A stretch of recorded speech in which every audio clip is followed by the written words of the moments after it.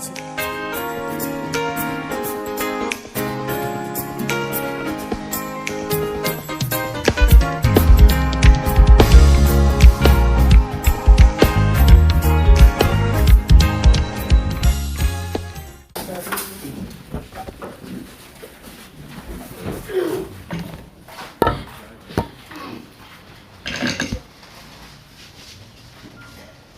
Neema ya Bwana wetu Yesu Kristo, pendo la Mungu Baba na ushirika wa Roho Mtakatifu ukae nasi sote daima. Amen.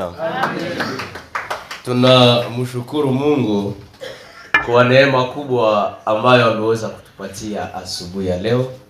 Jina la Bwana libarikiwe. Kwa majina ni Katsongo Merit na kuwa moja wa wainjilisti. Nimepata neema ya kuweza kuendelesha somo ambazo tayari mumezianza pamoja na Reverend Pastor Katsongo Merveille. Alafu alikuwa ampeshe kidogo kwa ajili ya kazi ya Mungu. Alafu akasema tuweze kusoma kwa pamoja. Amen. Amen. Na tulipokuwa pamoja naye akanieleza ya kwamba leo tutaweza kuzungumzia namna gani mtu anaweza kuleta nafsi moja kwa Kristo. Amen. Amen. Na tayari katika juma mzima tuko tunazungumzia habari za vijana, ambayo ni kichwa kuu ya somo inayosema kijana ambaye ana impacte, ambaye anatembea sawa sawa kiasi kwamba anawavutia watu katika hekima na katika neno la Mungu. Alafu ni ile ndiyo imezungumziwa, na tayari mumeweza kuzungumza mambo mengi na kujiuliza kijana ni nani, na kujiuliza lazima aishi namna gani ili aweze kufikia kiwango cha kuvutia watu katika neno la Mungu na pia katika hekima. Alafu leo tuweze kuchukua basi maandiko matakatifu na tuweze kuwa na usomi katika vitabu viwili ambavyo tunavisoma sana.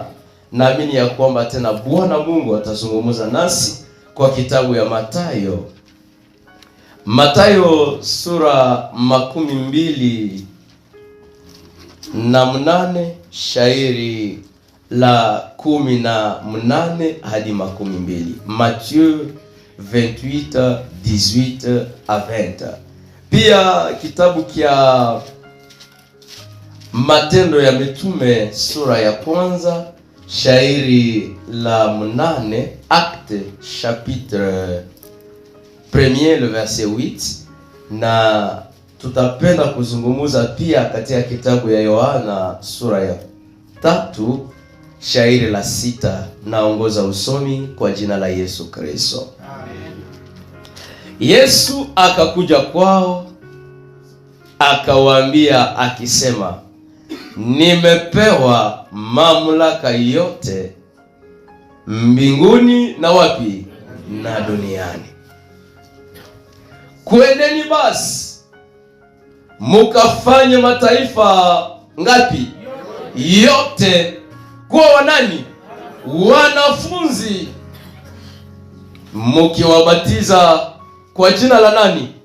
La Baba, la Mwana na la Roho Mtakatifu, mukiwafundisha maneno ngapi? Yote ambayo nilifanya nini? Niliwaamuru ninyi. Na tazama, mimi ni pamoja nanyi siku ngapi? Zote hata mwisho wa nini? Wa dunia. Ni neno la Bwana. Tuangalie kitabu wa Matendo ya Mitume, tusikie ni kitu gani kinazungumziwa mahali pale. Matendo ya Mitume sura ya kwanza shairi la 8. Biblia maandiko matakatifu inasema, lakini mutapokea nini? Nguvu wakati Roho Mtakatifu atakapofanya nini? Atapokuja kwenyu, nanyi mutakuwa wanani? Washuhuda wangu katika nini? Yerusalema, cha pili katika Yudea na katika Samaria hata mpaka wa nini? Wa dunia. Ni neno la Bwana. Kitabu ya Yohana sura 3 shairi la 6. Ninaongoza usomi kwa jina la Yesu Kristo. Biblia maandiko matakatifu inasema kilichozaliwa kwa mwili ni nini? Ni mwili, na kilichozaliwa na roho ni nini? Ni roho. Shangilia neno la Bwana. Amen. Mtaniruhusu katika asubuhi ya leo, sababu somo yetu iko pratike sana, nitatumika kama mwalimu. Amen. Hivi mkiniona mimi nashuka kidogo, mnaelewa. Asante. Mahali hapa ambapo tumemaliza kuzungumza ni habari za Yesu alipokuwa pamoja na wanafunzi wake. Biblia inasema ya kwamba aliwaambia, nimepewa mamlaka yote mbinguni na wapi? Na duniani. Akaongeza akasema, sasa kwendeni mukawafanye mataifa kuwa wanani? Wanafunzi, mukiwabatiza kwa jina la Baba, la Mwana na la Roho Mtakatifu. Biblia maandiko matakatifu inasema hivi katika kitabu cha Yohana, mahali ambapo tumesoma, ukisoma shairi ya kwanza, sura ya kwanza, shairi la 12. Biblia inasema ya kwamba wakati mtu ameamini Yesu Kristo kuwa Bwana na Mwokozi wa maisha yake, anapewa mamlaka. Amen. Kifaransa ilisema anapewa pouvoir. Yengine nasema amepewa uwezo. Yengine nasema amepewa privilege. Yengine nasema amepewa droit ya kufanyika nani? Mwana wa Mungu. Ni kusema wakati umepokea Kristo kuwa Bwana na Mwokozi wa maisha yako, ni kweli si tena wewe unayeishi, lakini ni Kristo anafanya nini? Anaishi ndani mwako. Ni kusema kama Kristo alikuwa na uwezo wa kuwafufua watu, ya kuwaponyesha watu, ya kuwatengeneza watu, lazima uelewe sababu umeamini yule Kristo ambaye amekaa ndani mwako, ile wakati una uwezo pia wa kufufua watu. Haleluya. Amen.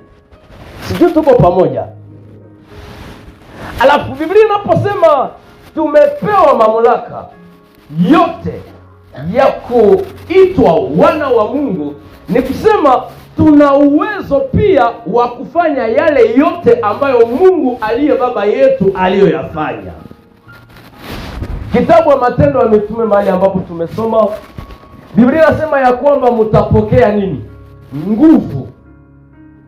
Na ile nguvu haitakuwa ya kuuzisha. Haleluya. Ile nguvu haitakuwa tu ya mtu kawaida, lakini ile nguvu itatufanya kuwa washuhuda wa Kristo katika Yerusalemu. Ndio vile naanza. Yerusalema ni mji ambao wanafunzi walikuwa wanaishi ndani yake. Zaidi sana wengi walikuwa wanakuja abudia wapi? Yerusalema.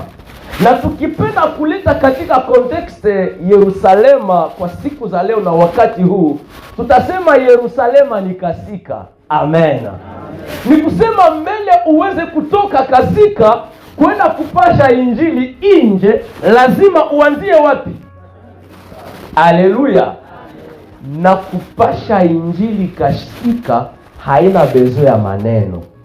Kupasha injili kasika iko na bezo ya mwenendo. Amen.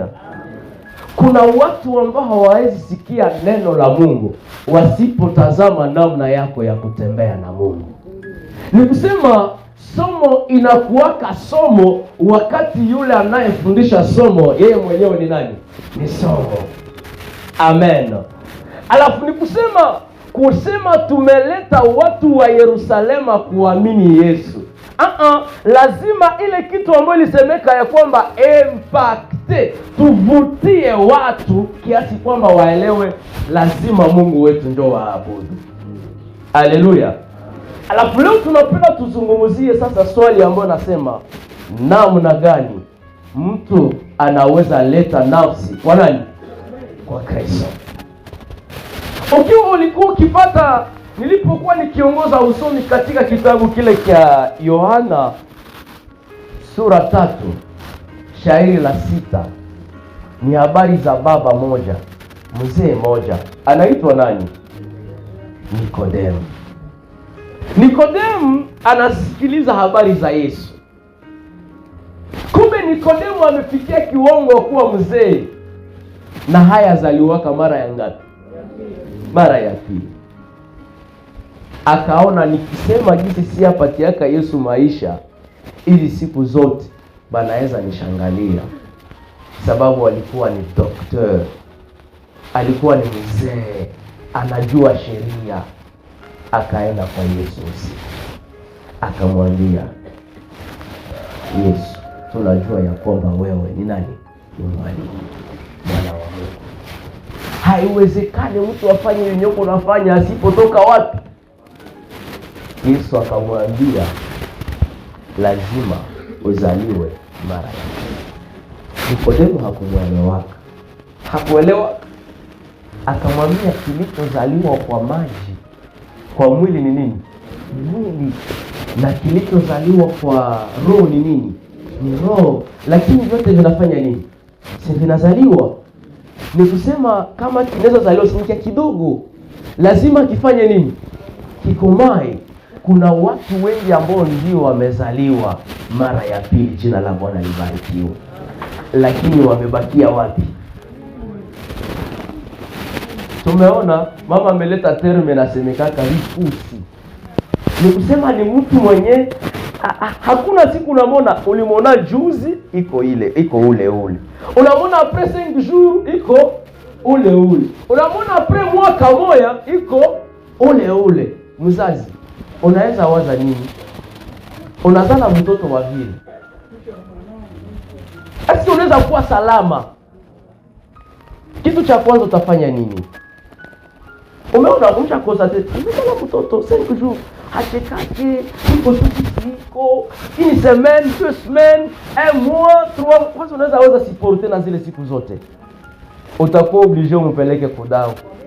Unasema banduku dokta, siaelewa mtoto, mpime muangalie kama iko namna gani.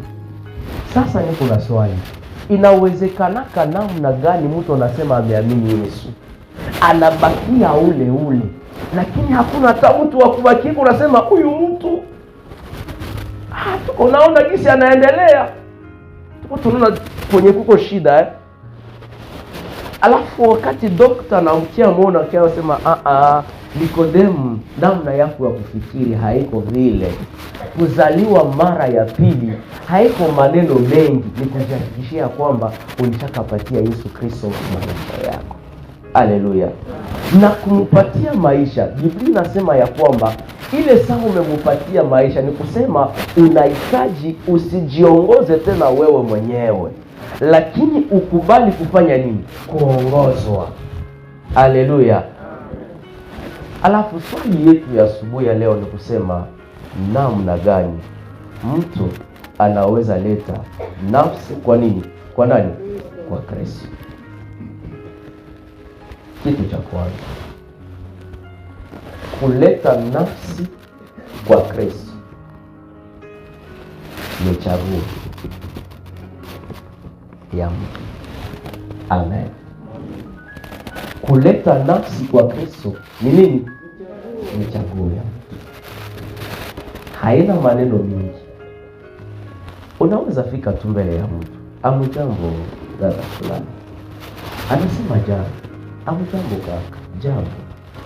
Unajua ya kwamba Kristo anakupenda na anataka uwe pamoja naye milele. Na unaweza penda hata unaenda, ule mtu atabakia kunakumbuka. Unajua ya kwamba Kristo anakupenda na anataka uwe pamoja naye milele. Biblia inasema hivi, kazi yetu ni kusema, lakini kazi ya Roho Mtakatifu nifanya nini? Alafu maswali haya mawili kwa wale wanaoandika mwenyewe. Sa unataka enda pasha Injili. Amen. Kuna maswali ya kuuliza na maswali yasiyo ya kuuliza. Nianzie kwa maswali yasiyo ya kufanya nini? Ya kuuliza. Mimi namkutana papa Yoho, mimi namwambia, "Ushakaokoka?" Kama ni wewe mama, baba, utanijibia nini? Ile si ni hekima kunijibia. Wengine watasema, "Maki wewe umeona siku zote za niko hivi, si haokokaka." Tunaona sababu umekuja na mapresio, ulishakaokoka. Na ndio maana ukiangalia katika kanisa la CBK a majorite tena kitaka wakati nani nataka Mungu amsaidie tena share box tunaikala. Na tunaikalaka juu ya nini? Tunawazaa kama kusaidiwa, maana yake kufanya nini? Kuokoka. Swali ya pili ambao sio ya kufanya nini? Ya kuuliza.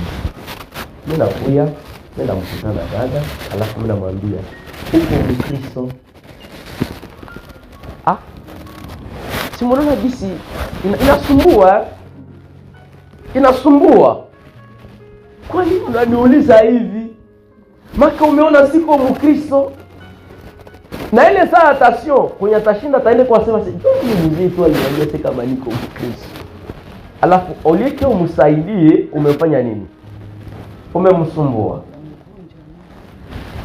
Twende kwa maswali ya kuuliza. Nataka na wewe uweze kuyajibu. Amen. Swali ya kwanza. Je, una uhakika ya kwamba utakuwa na Mungu mbinguni siku moja? Haleluya. Swali ile. Je, una uhakika ya kwamba utakuwa na Mungu mbinguni siku moja? Dada yangu, unaweza jibia nini?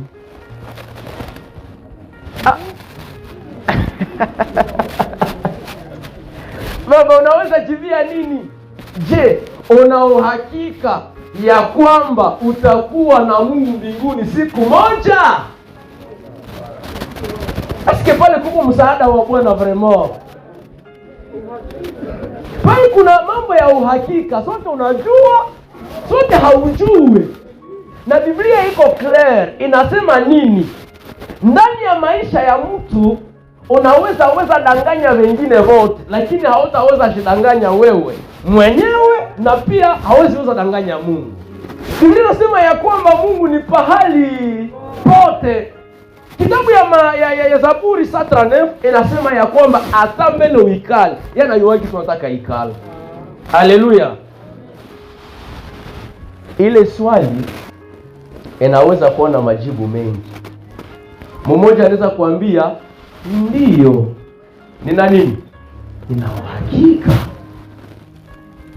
Wapi anaweza kuambia, "Akos." Mwanza kuambia kwa msaada wa Bwana.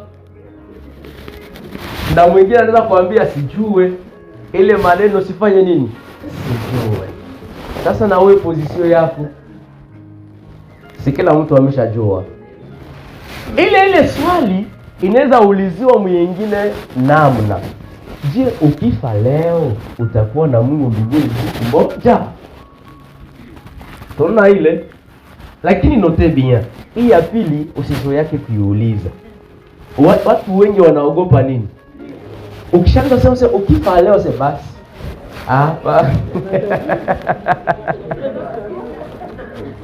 Ndio maana lazima useme, je, una uhakika ya kwamba utakuwa na Mungu mbinguni siku moja? Lakini kuko maswali ambayo tunataka maswali ya kuanzilisha. Sawa? Kwa mfano, unamkutana mtu, kitu cha kwanza unga naye nini? Urafiki.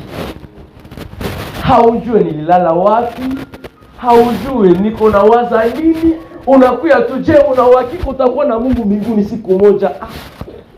Sina nisumbua pia. Mimi naweza kuya, mimi nasema jambo fulani, anasema jambo. Kama haumfamii, mimi ndio fulani. Na wewe na mimi ndio fulani.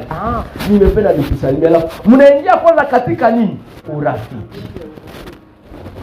Na kama kuko habari fulani yenye inavuma kwa wakati ule yenye haiko dhambi, mnaweza izungumzia.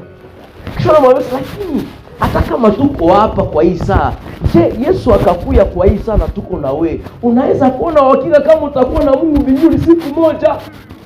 Tunaona wengi wanasema ndio, niko na nini? Muletee swali ya pili, andika wewe unayeandika. Kama Mungu akikuuliza kwa nini nikuruhusu uingie katika mbingu yangu, unaweza mjibia nini? Mama yangu suko hapa, swali ile mimi nakuuliza. Kama Mungu anakuuliza sasa, njia nini nikuruhusu uingie katika mbingu yangu, unaweza jibia Mungu nini? Mtu mmoja nisaidie na jibu. Kama ni wewe ndio wanauliza swali ile. A d'autre sens, tusipozeke hii ndio mbinguni, sawa? Alafu ili mtu aingie katika mbinguni lazima aingie mwa hii quartier na afike hapa kumulango. Kisha Mungu anakuya kumulango, anasimama pale. Anasema, dada gentille, unakuya? Unasema ndio, mimi nakuya. Mungu anasema, kabisa unafanya vyema. Sasa kwa nini nikuruhusu ingie katika mbinguni yangu hii? A d'autre sens, ulifanya nini kudunia yenye naweza acha bila kuingiza katika nini? Katika mbingu yangu. Tusikie mama analeta jibu nzuri. Tusikilize na mwingine anataka kujibia, itakuwa vyema. Haleluya kanisa. Amen. Kwa kipekee napata kumshukuru tena sababu siku moja nilikuwa Yesu Kristo kwa Bwana na Mwokozi wa maisha. Amen. Ningelikuwa kule kwetu kwa watoto ningesema esho bravo. Esho bravo. Asante sana. Haleluya. Mama anasema ni juu alifanya nini? Ile si ni jibu ya kwanza. Mtu wa jibu ya pili. Nilisema natumika kama mwalimu. Make mnihurumie sana. Nani wa pili?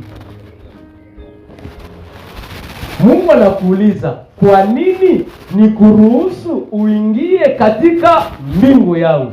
Unaweza sema nini? Jene mmoja. Mnipatie kwanza kijana moja azungumuzi. Au nitrie. Sinaweza weza lakini nakutrie. Sinaweza weza.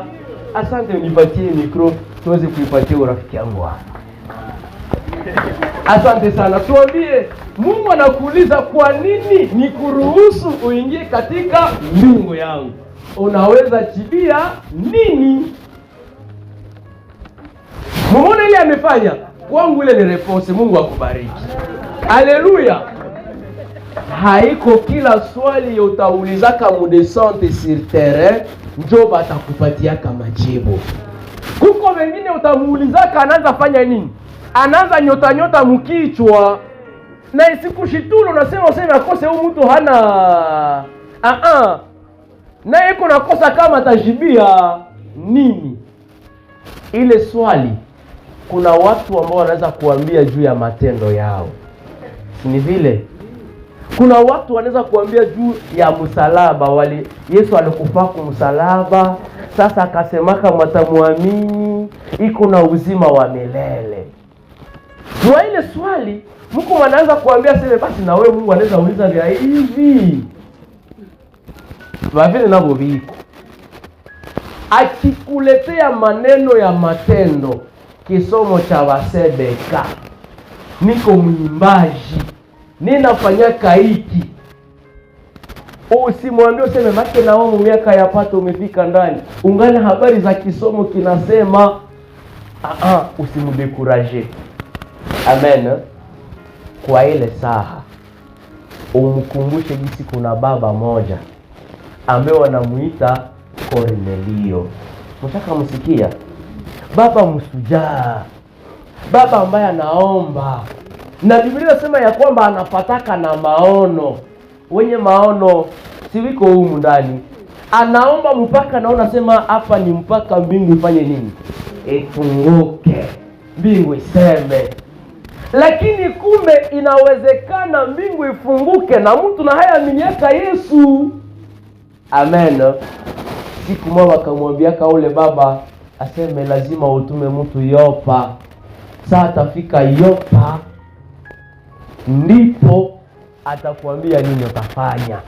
Bakaletaka baba mmoja ambaye wanamuita Petro, akaeleza habari za wokovu. Mwaili maswali sa uko mudesante sur terrain, lazima ukuwe sensible.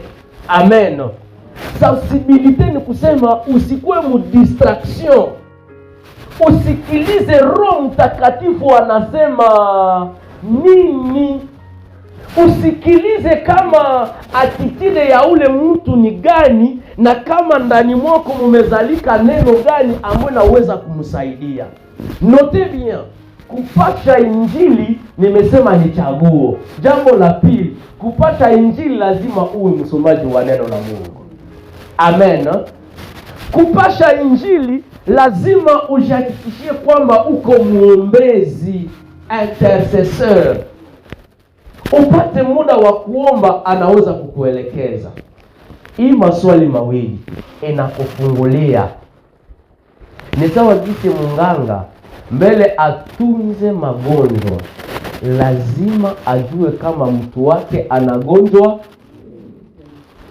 Wakati ameshajua probleme ya huyu iko kunivo ya matendo, naweza muelekeza namuna. Probleme ya huyu iko kunivo ya ashakaokoka lakini haiko na komala. Biblia inasema ya kwamba muwafundishe. Amen. Probleme ya huyu ni mazingira nayoishi ndani mwake. Kuma ukapozele question deja naanza akize vingine. Tunaona ile. Alafu kwa yule ambaye amekuambia ni juu nimeshakaamini Yesu kuwa Bwana na Mwokozi wa maisha yangu, tumeona ule unaweza mwambia nini? Utamwambia asante, Mungu akubariki. Kuna wengi ambao wamekuwa na formula. Najua mama unajibu Mungu akubariki. Kuna watu ambao wamejua formula. Sasa sisi msebeka, mtaweza kusaidia mtu huyu? Ndio, kwa msaada wa Bwana. Ni vema. Na kuna watu wengi ambao wanajua gisi secret ya kupasha injili ni kuokoka. C'est bien. Mais la question, tangu uliamini Yesu kuwa Bwana na Mwokozi wa maisha yako, nini imebadilika katika maisha yako positivement? Amen. Tumeona ile swali ile unaeletea mtu mwenye alikuambia alishakafanya nini? Ashakaamini. Unamwambia tangu uamini, ama unamwambia avant uamini na après kuamini nini ndio imekuwa tofauti? Tumeona ile. Akiipata utaelewa ameamini, akiikosa utaelewa iko na formule. Alafu usimwambie useme wewe unagonjwa sana, lakini uzungumuze naye kiasi kwamba aelewe ya kwamba lazima afanye tena kitu. Amen. Si maswali ile. Ya kwanza tumesema swali ya kwanza ya kuuliza, ya kwanza, je, una uhakika ya kwamba utakuwa na Mungu mbinguni siku moja? Tunarudia pamoja. Je, una uhakika ya kwamba utakuwa na Mungu mbinguni siku moja? Swali ya pili, kama Mungu anakuuliza kwa nini nikuruhusu uingie katika mbingu yangu? Tunarudia. Kama Mungu anakuuliza kwa nini nikuruhusu uingie katika mbingu yangu, ungesema nini? Sawa? Hili ni maswali miwili inaweza saidia mtu kufungua conversation. Alafu wakati saa unaenda pasha injili, lazima ujue kama kuna aina tatu za watu. Aina tatu za wanani? Za watu. Kuna watoto, vijana na wanani? Na wakubwa. Ili nisiseme wazee peke yao. Si vile? Huyu mtoto unataka muleta kwa Kristo, utafanya nini? Huyu jeune unataka muleta kwa Kristo, utafanya nini? Huyu mkubwa unataka muleta kwa Kristo, utafanya nini?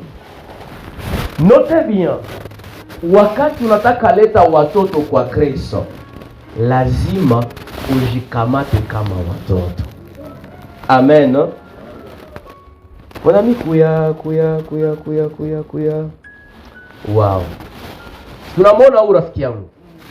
Niko na swali kwako. Je, mtoto anaweza okoka? Nini natambulisha kama mtoto anaweza okoka?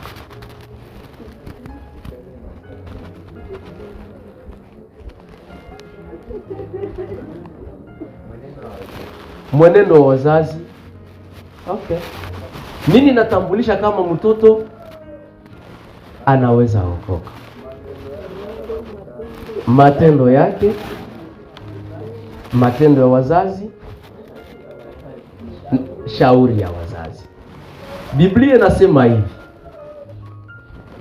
katika kitabu cha Matendo ya Mitume sura 16, Biblia inasema 31, amini Bwana Yesu Kristo nawe utafanya nini? Utaokolewa. Wametia miaka pale. Biblia inasema hivi mkitabu cha Yohana sura 6 shairi la 47 ambayo inasema yeye mwenye kuniamini mimi ana uzima wa milele. Wametia miaka. Biblia inasema enendeni mkafanye mataifa wote kuwa wanani? Wamesema pale miaka. Kumbe Biblia iko nasema vitu vyenye viko vinaeleweka ili mtu aweze kuamini Yesu Kristo. Yohane akasema, Yohane sura 14 verset 6 inasema mimi ndimi njia na kweli na nini? Na uzima. Hakuna mwenye anaweza fika kwangu pasipo kufanya nini? Haleluya. Hawayasema miaka mpaka pale. Nilipokuwa nikifanya utafiti, nilisoma statistike ya 2023 ya Institut National de Statistique. Sawa? Ilisema population ya RDC plus de 50% ni ya watoto ya 15 kushuka ya population ya RDC. Tuko pamoja? Plus de combien? De 50% ni watoto ya 15 kufanya nini? Kushuka. Sike wengine wote ile miaka ingine yote ndio nakamata au 50% ama chini ya 50%. La plus grande question, wazazi, tuko na wakati ya kupasha injili ya marafiki yangu? Au tunasema kangali kadogo, tunakaandaa katakuwa katoto ka Mungu msiku za kukuya? Wazazi wapenzi, tusipopasha injili kwa watoto wetu, itafika wakati ambapo Mungu atawabariki. Haleluya. Anawapatia vitu. Lakini sababu hatukupata neema ya kupasha injili kwa watoto wadogo, mutakosaka bajera ba ile vitu yenu. Wazee wapenzi, mumefanya kazi mingi ili kanisa ya CBK iweze kushimama. Mungu awabariki. Msipoangadrie watoto wadogo kama hawa, nguvu zenyu zitaisha bure. Watakuya wanaanza cheza na neno la Mungu. Kumbe sekre ili ili mzazi aitwe iko kiroho sana, lazima Mungu wa mzazi akuwe Mungu wa mtoto wake. Haleluya! Na ile itawezekana namna gani? Biblia maandiko matakatifu inasema mkitabu ya Kumbukumbu la Torati shairi la 6 sura 6. Ukilisoma Biblia inasema ya kwamba tupashe injili tukiweka kwa matendo jusqu'aux 1000 generations. Mnanielewa? 1000 generations, mnaielewa? Generation moja iko na siku ngapi? Miaka ngapi generation moja? Si ni 25 ans. Alors wanatuambia tuweke kwa matendo neno la Mungu mpaka combien de generations? 1000 generations. Ni kusema kama hatuweze ile 1000 generations yenye kuna kuya nyuma itabomoka. Haleluya. Tuko pamoja? Mtu mmoja aliniambia hivi, ambaye yeye ni fundi wa engineer mkujenga manyumba. Alisema kama unapenda ujenge nyumba ya mrefu sana, sawa? Lazima ile nyumba ya mrefu yenye utajenga ujihakikishia kwamba umechimba ndani sana, ili misingi iweze fanya nini? Iweze kuwa na nguvu sana. Tuko na affaire ya 1000 generations yenye ifo tujenge nyumba ya 1000 etage. Kama mzazi mwame nielewa, tunataka jenga nyumba ya 1000 etage, tutatia ka fondation kateketeke, tutatia ka kitu ka ovyo ovyo. Mathayo chapitre 7 verset 24 nasema hivi. Yesu yuko na wanafunzi anasema kuna aina mbili za nini? Za nyumba. Anasema kuko walijengaka juu ya msingi na wajenga juu ya nini? Ya mchanga. Zote ni nyumba sawa sawa. Amen. Biblia inasema ya kwamba mvua itanyesha, baridi itakuya na maji itakuya, lakini itaacha tunajua kisi hii ndio fondation ya bien. Ni nini? Sasa na wewe, je, umepatia Yesu Kristo maisha na umejenga fondation bien? De façon que 1000 generations ibaki yake kuna mtumaini ya Mungu. Biblia inasema katika wana wa Israeli kulikuwa ka generation ya haikumjuaka Mungu. Na haikumjuaka Mungu juu ya nini? Walikosaka watu wa kutransmettre injili. Nataka kuambia mama mpenzi, ukizarau hawa rafiki yangu, uelewe ya kwamba umepoteza lengo ya Mungu. Alafu hawa rafiki yangu, merci rafiki yangu, sivile hawa rafiki yangu ili afikie kiwango ya kuamini Yesu Kristo, ifo ukwe sawa nani? Sawa mtoto. Huyu kumuleta kwa Kristo hayombe vitu mingi. Sawa? Tunafanya ka praktiki kadogo. Iko saa muda yangu imeshasema tuishie pale. Na Mungu atatupatia neema kuzungumuza. Huyu mtu rafiki yangu ili tufikie kiwango ya kumuleta kwa Kristo, lazima tumukamate kama mali ya Bwana. Amen. Biblia inasema hivi mkitabu ya Zaburi 78. Inasema mtoto ni baraka toka wapi? Haleluya. Mtoto ni baraka toka wapi? Si kwa Mungu. Kuna watoto ambao wamekuwa kweli baraka, na sama mama anamuona anajisikia ajitapie mtoto wake. Barafiki yangu, je, tumefikisha wazazi kwanza jitapia nyie? Kila mtu anajua hawajitapia yake mtu hivi mugure. Être appelé parent haiko titre, mais être appelé parent c'est une responsabilité. Kuna wazazi wengi wametafuta watoto, wamefanya nini? Kumbe tuwafundishe. Huyu kwa kumsaidia ili ujifunze pamoja naye na majesti. Amen. Amen. Aha, sasa hapa si mimi nawaambia shia wote tunashimama. Tushimame kama wapenda Yesu sema amen. Kama wapenda Yesu sema amen. Kama wapenda Yesu na kuti neno lake. Kama wapenda Yesu salimia mweko pembeni yako. Kama wapenda Yesu sema amen. Kama wapenda Yesu sema amen. Kama wapenda Yesu na kuti neno lake. Kama wapenda Yesu patika mikono. Aha, asante. Sasa kile kinyi nitakuwa niko mnafanya na nyewe mtakuwa mkafanya nini? Mnakifanya, si vile? Aha, ninasema hivi. Alo alo na nyewe mnasema alo alo, sawa? Alo alo. Alo alo. Tunaenda mbio mbio. Alo alo. Alo alo.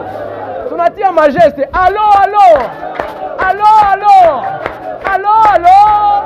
Ninaitwa, unaitwa, sawa? Ninaanza. Ninaitwa, unaitwa. Tunaanza. Alo alo. Alo alo. Ninaitwa. Ninaitwa. Merite. Merite. Ninaita, unaita, sawa? Tunaanza. Alo alo. Nikatia geste fulani na nyinyi mnafanya nini? Mnaitia, sawa? Tunaanza. Alo alo. Alo alo. Ninaitwa. Ninaitwa. Merite. Merite. Minaita. Minaita. Yoho. Na anakuya na anasema alo alo alo alo, tuikale, Mungu awabariki. Nimefanya ile exercise kidogo, umefika kwenye watoto wengi, sawa?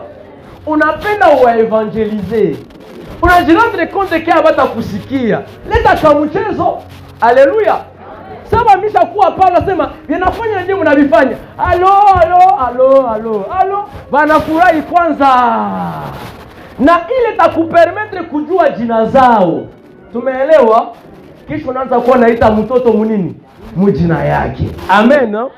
Ukishamaliza ndio unaweza kumfundisha.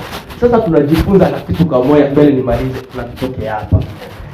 Shemba tuone kumikono zetu, tuone kumikono zetu. Aha, très bien.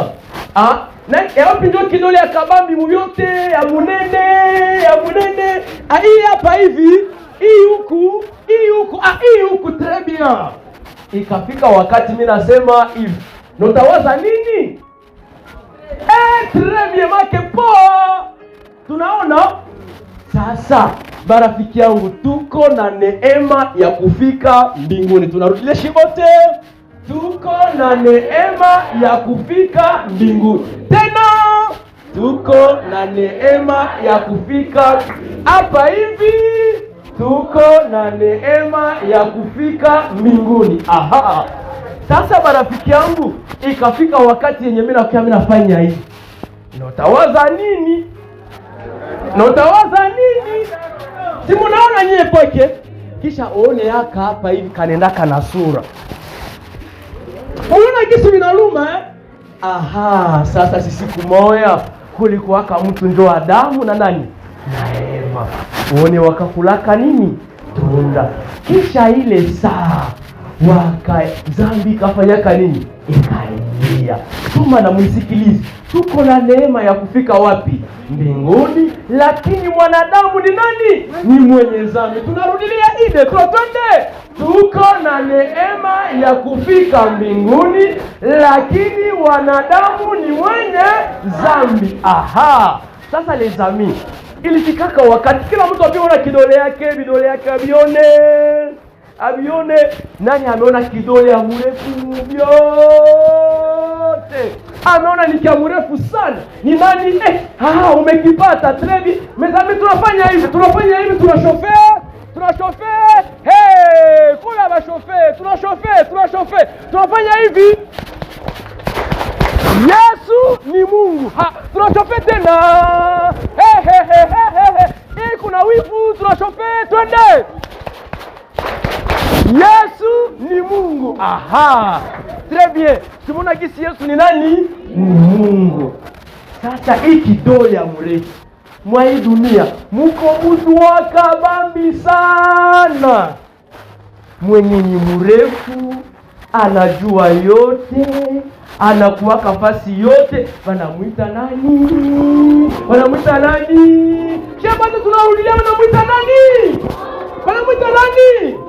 Aha, tuko na neema ya kufika mbingu. Tunarudilia, tuko na neema ya kufika mbinguni, lakini mwanadamu ni mwenye dhambi. Mungu anatupenda sana. Tunarudia, Mungu anatupenda. Aha, si kitabu ya Yohane wa kwanza 4 verset 8 inasema Mungu ni mapendo. Mnasikia eh? Kila mtu aone tena kidole. Tumeona sisi kumwani nilikuwa niko nimeona mvidole ya wazazi. Nikakutana kamoka kitu. Nani nakajua? Très bien. Wanaita nini? Baki. Jua nini wanabadilishana kama baki marafiki yangu? Jua wanapendana yengine. Juu ya mapatano yengine. Agano yengine. Alilunga. Tunaona ile. Sasa juu ya Mungu kutupenda sana, alitutumia kanani Yesu Kristo. One Yesu akakufa kumsalaba. Yesu ule akashuka, akatoka mbinguni, akakuya hapa kudunia, akaanza tembea sawashie, akaanza vala sawashie, akaanza tembea kila kitu. Sasa siku moja akakutana kama mwanadamu, haongeake na Mungu mwalimuumbaka. Uone Yesu akakamata yeye peke uamuzi, akasema tangia leo mimi nakuja kufa kumsalaba ili nilipe deni ya nani? Ya dhambi zetu. Uone Yesu akaitika, akaenda kumsalaba. Yesu iko pale kumsalaba. Uone kisi wanampiga kimarto, uko na kisi kinalia, uko na wanampiga lakini iko tu pale na nyamaza. Yeye ule wanampiga na wengine na mikuki zinaanza ingia, lakini Yesu akabakia pale. Yesu akateseka. Lakini Yesu akasema uwasamee sababu wajue waliolifanya. Akasema yote yamekwisha. Alafu Yesu akakufa. Baada ya siku 3 Yesu akafanya nini? Akafufuka. Akaanza tembea na wanafunzi yake pendant combien de jours? 40 jours. Akaanza waambia sitawaacha mayatima, lakini ndawachia nani? Roho Mtakatifu. Na depuis ile siku mimi nikakuwa huru na Yesu akakuwa huru. Tupige mikono. Wow, très bien. Uone sasa ule Yesu wakati aliweza kufa kumsalaba. Tuangalie kitu kidogo ndoka wapi? Mama sasa nitakusani. Alikuwa kila vile lezami. Aka kidole kidogo, Biblia inasema ya kwamba ukiwa na imani kama mbegu ya nini? Ya haradali. Unaweza ambia na mlima itoke, itafanya nini? Uone tena na imani nasema ya kwamba anayeamini Yesu Kristo kuwa Bwana Mwokozi wa maisha yake atafanya nini? Ataokolewa. Ndio maana wakati mtu ameamini Yesu Kristo, ile saa ana nini? Ana uzima wa milele. Tupige mikono. Wow, très bien. Sasa tunarudia kwa mwisho niko na neema twende. Niko na neema ya kufika mbinguni, lakini mwanadamu ni mwenye dhambi. Mungu anatupenda sana, ndio maana alitutumia Yesu Kristo ili atuokoe. Ndio maana alitutumia Yesu Kristo ili atuokoe. Biblia inasema yeye mwenye kuniamini ana uzima wa milele. Biblia inasema yeye mwenye kuniamini ana uzima wa milele. Tupige mikono. Haleluya. Wakati uko na watoto, muona kale kambias, ndio watoto wale. Iposa yengine unaleta maverse pole, unaleta mifano, watoto wana comprendre nini njoo mko nafanya nini, mko mnazungumzia. Lakini quand il s'agit ya jeune, sawa? Jeune hana besoin vile vyote. Kwanza ukimwambia turuke, anasema anakuambia sema turuke nini? Écoute les parents mbele nitoke hapa. Biblia inasema hivi. Ba mathématiciens ndio wanasema akaseme tout chemin. Mena yo baba yangu uko pale mwalifundisha matematiki, Mungu ambariki. Tout chemin mène à Rome. Lakini watu wa kiroho akasema même si tout chemin mène à Rome, tout chemin ne mène pas au ciel. Il n'y a qu'un unique chemin qui s'appelle qui? Jésus. Il s'appelle Jésus, la vérité et la vie éternelle. Bajeni biko besoin vitu vyenye palpable. Wakati tumeisha, tutajifunza metodi zingine namna kupasha injili. Mungu atubariki. Amen.